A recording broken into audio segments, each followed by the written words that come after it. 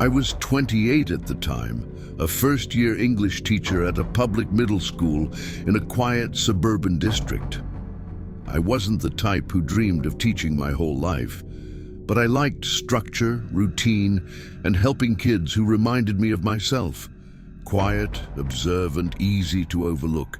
I'd always been cautious, maybe even a little anxious, but people described me as calm, reliable, someone who followed rules. This happened in late August, during back-to-school week.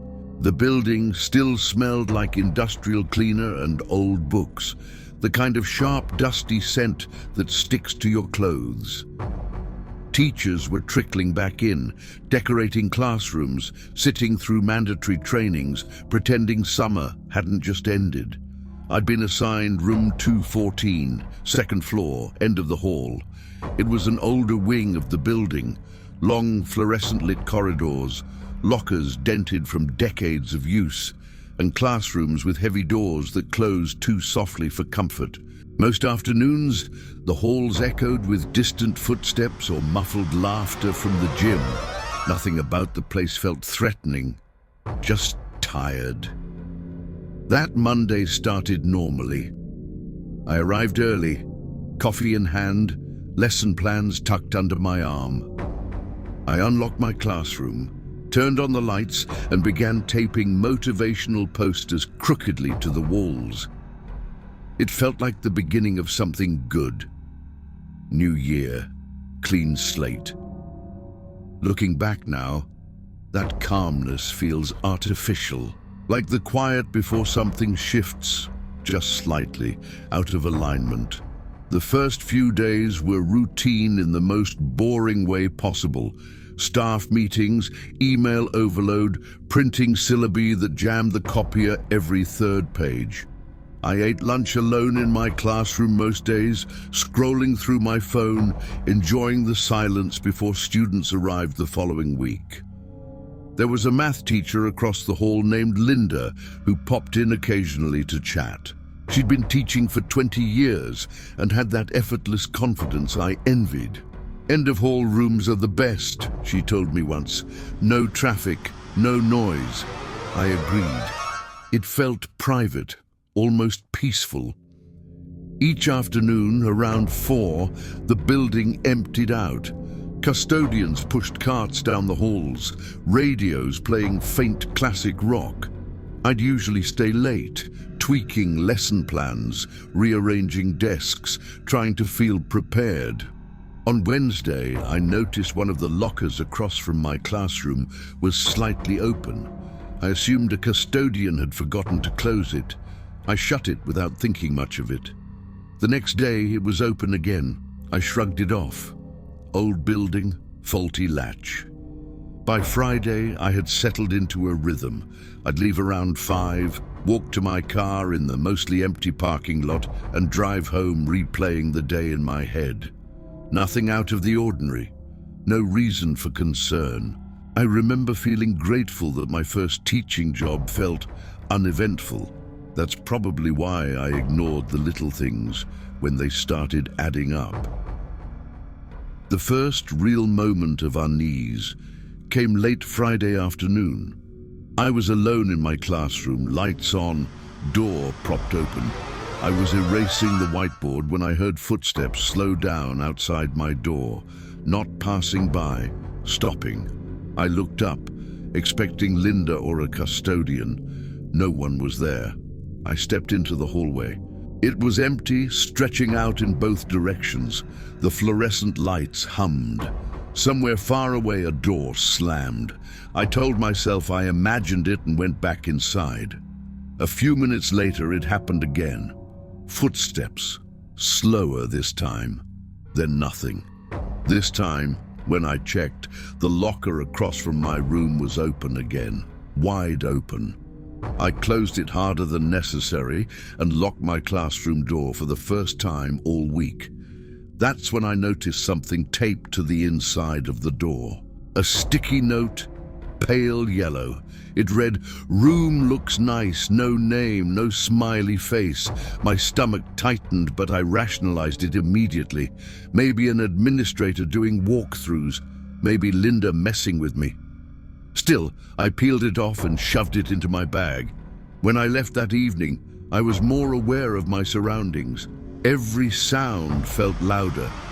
The parking lot lights flickered on as I walked to my car, keys clenched between my fingers. Nothing happened. By the time I got home, I felt silly for being nervous at all. But that night I dreamed I was standing in my classroom, lights off, while someone stood just outside the door, breathing. The following week, students arrived. The building filled with noise, chaos, life.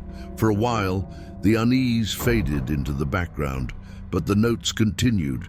They appeared on my desk, on my chair, once tucked into my lesson plan binder. You organize things carefully. The kids will like you. You stay late. No signatures, no threats, just observations. I mentioned it casually to Linda. Probably a kid trying to be funny, she said. Middle schoolers are weird. That explanation didn't sit right. Students hadn't even been in my room alone yet. Then, one afternoon, as I was packing up, I heard the classroom door handle turn. Locked. Someone tested it once. Twice.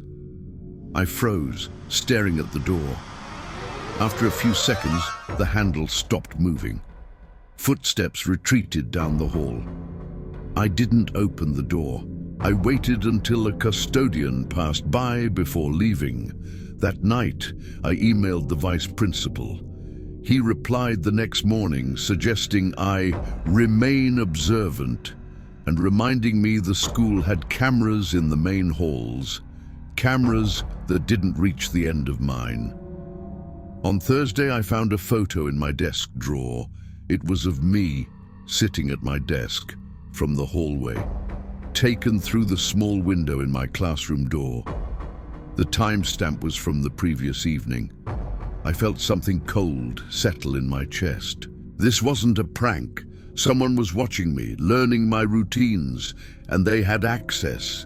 I stayed late that Friday again, not because I wanted to, but because I was afraid to leave alone. Around 6, the building was nearly silent. Custodians were on another floor. I decided to pack up quickly and go. As I turned off the lights, I heard the footsteps again. Close. Too close. "Hello?" I called out, my voice thinner than I wanted it to be. No answer. The footsteps stopped right outside my door. Then a voice spoke, low, calm. "You didn't like the notes?" I backed away instinctively. "Who is this?" A pause, then, "I work here too."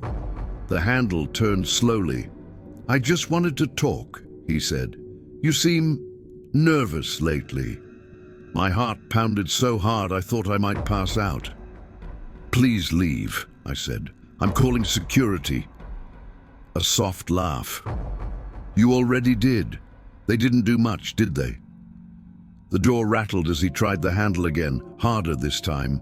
I grabbed my phone and hit the emergency number. I didn't wait for it to ring. I screamed. Footsteps ran fast.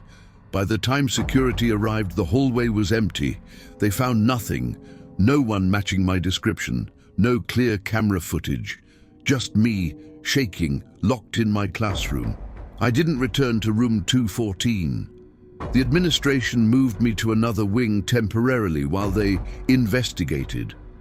The police took a report, but admitted there wasn't much they could do without a suspect. They suggested it might have been another staff member or a contractor. No one was identified. The note stopped. The photo disappeared. I finished the year, but I was never alone in my classroom again. I kept my door locked, lights on, phone charged. Every creak of the building made my muscles tense. Eventually, I transferred schools, different district, different city. I told myself it was behind me. It's been 3 years. Last week, while unpacking old boxes, I found the sticky note again. The first one. "Room looks nice. I don't remember keeping it." What I do remember is that when I flipped it over, there was something written on the back in faint ink. still does.